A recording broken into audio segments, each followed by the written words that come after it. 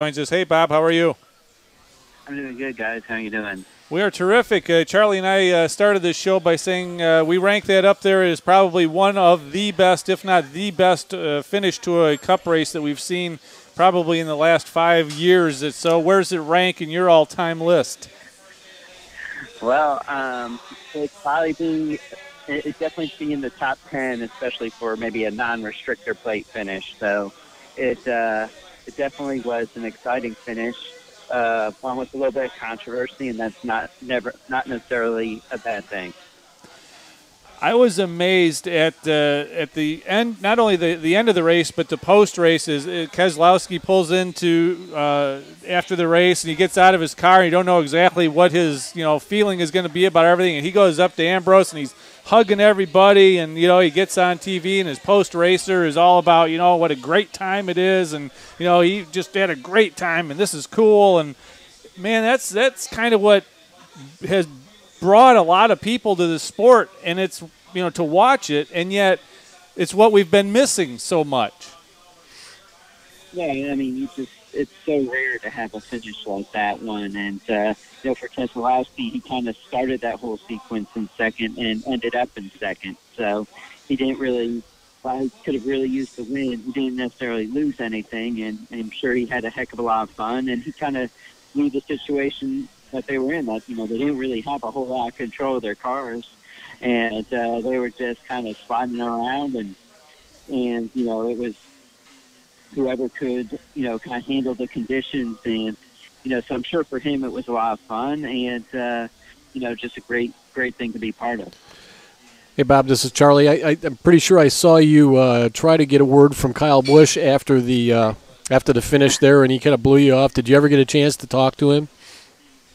No, I mean, all he kept saying as he was walking was, he didn't have anything good to say. So his preference was not to say anything after that race. And, he obviously was mad that there was oil on the track, and he's had a win taken away from him. A win that not only would have just meant a trophy and a big check, but a win that could have propelled him into the chase. Well, this really does seem to kind of change the way the whole wild card and the chase looks again. And what's great is it seems like we talk about this every week, is that the complexion of the wild card and the complexion of those last few spots in the chase seems to change on a week-to-week basis. That's a good thing. It is. I mean, I think, if NASCAR had its druthers, they wish that there was a little bit more of a battle for people to finish 10th like you had last year. You had people battling for 10th and wild card position. Here, your top 10 is pretty much set, and just the wild card that is up in the air. But you've got 5 or 6 guys all in the mix who, if they can win in the next 4 weeks, have a shot at the postseason. If you had to handicap that race for that wild card, I mean, obviously Casey Kane has a hand up with 2 wins. Where would you put it, Bob? I've been saying for weeks that it's going to be Casey Kane and Kyle Busch, and I'm still going to stick with that prediction. That prediction would look really good if Kyle Busch had won, right? Right. On Sunday night, but I think Kyle Busch is still running as far as speed-wise better than the rest of those guys, and I think he has the best chance to actually win a race. He has the best chance to kind of snag one of those wild card positions. I think if any of the other guys get in, they may more or less, or at least Newman is kind of backing his way into it in position right now. Gordon, he's been, up and down, even though they've run well in several places this year. Not sure that they have the consistency to get that second win and get in the chase.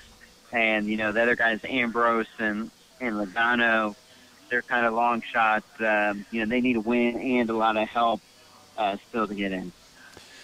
There's been a lot of talk about after this race, again, a good road course race, had a good race in Sonoma, about the some people say, let's get another road course race, let's get one in the chase. Where do you stand on that issue? Would you like to see a Montreal or Road America added to the Cup, the Cup chase?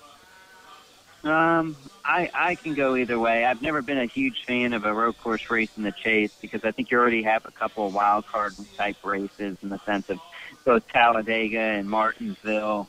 races where, you could run all well all day, and on that last lap, if something happens, you could end up 35th or 36th. And, I don't know. I think that's tough price to bear. But the other reason why I wasn't a huge fan of a road course race in the Chase is because, these guys don't grow up road racing. Most of them don't, and it's not their strength. And I think you should play to the strength, your driver's strength in the Chase. Now, as the drivers have really gotten a lot better on road courses the last 5 or 6 years, maybe that argument doesn't hold as much water. And maybe, I maybe could be persuaded that, that if you put a road course race in the Chase, it belongs there. But I certainly wouldn't go to the length of that there has to be a road course race in the Chase, that the Chase is missing something without a road course race. But, as the drivers get better and as it's part of something that we can see a really strong performance and not just guys kind of battling for survival and holding on, I think that kind of led more credence to the possibility of a road course race in the Chase. Bob Pockrass from the Sporting News. Bob, it does seem to me, and I think Steve and I have talked about this a few times, that the road course races are more exciting than most of the intermediate track races, and the short track races are more exciting in most cases than most of the immediate track races, and the plate races are more exciting. Would NASCAR be doing itself a favor if they added one of each of those type of races to the schedule and replaced one of the mile and a half? Now, whether or not that would ever work, I'm not saying whether it would work or not, but would the sport be better if you had an Iowa Speedway and you turned California into a plate track and you stuck, I don't know, pick a road course. I don't know that Montreal is the right place to go, or Road America, because of where they're located, but there are other places. Road Atlanta could maybe be in there. Would the sport be better? Would fans be more interested if they did something like that? I don't know if the sport would be better. I mean, you could argue that there's something would be more exciting racing. But, I think NASCAR needs to get their act together on the mile and a half track, on the intermediate track. And that's, you're still going to have so many of those on your schedule. That's the bulk of the tracks, that you need to have your racing good on those tracks. There's just so much that goes into trying to decide what tracks to be on the schedule. And, it's, I wouldn't say NASCAR has to add an Iowa, in place of, of a second Michigan or something like that. I mean, it's one of those things I think you need to get the racing good, at all tracks, and that's what should be your goal.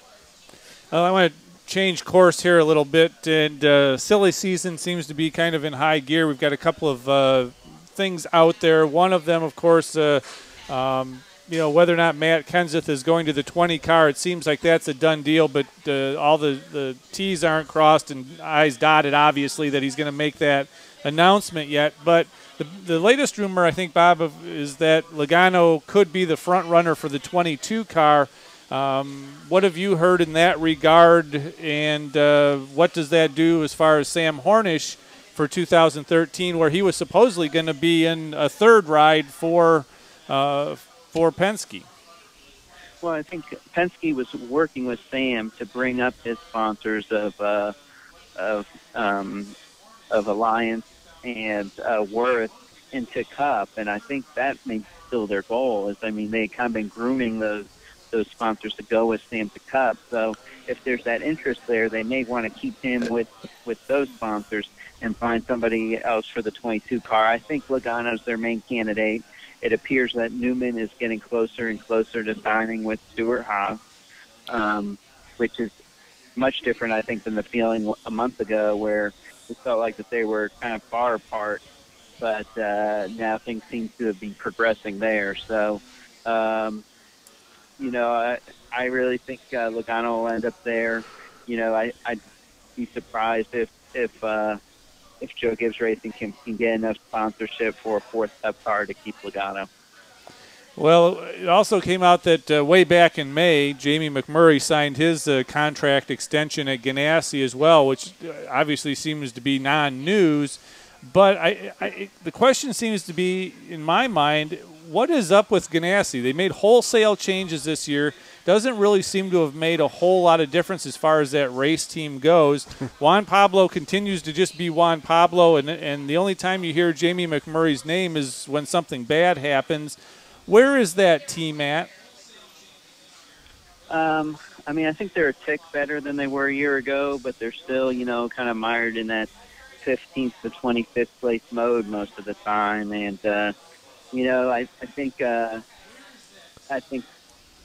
they made a lot of changes, right? So, the question is how long should it take for those changes to take effect? You hear Michael Walker talk about that they start building their new cars, the ones that have performed well last year, that was a process that was started in the middle of last season. So, I guess if you're Ganassi, you have to kind of give it a little bit of time, but I'd also be getting a little bit impatient and would want to see better results soon.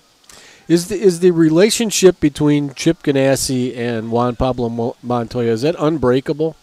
Because I just don't I don't see the results. I wouldn't say that it's unbreakable, but I know that Chip has a lot of confidence in him, and Chip has invested a lot of money in him. Yep. And Chip is going to have to be convinced that it is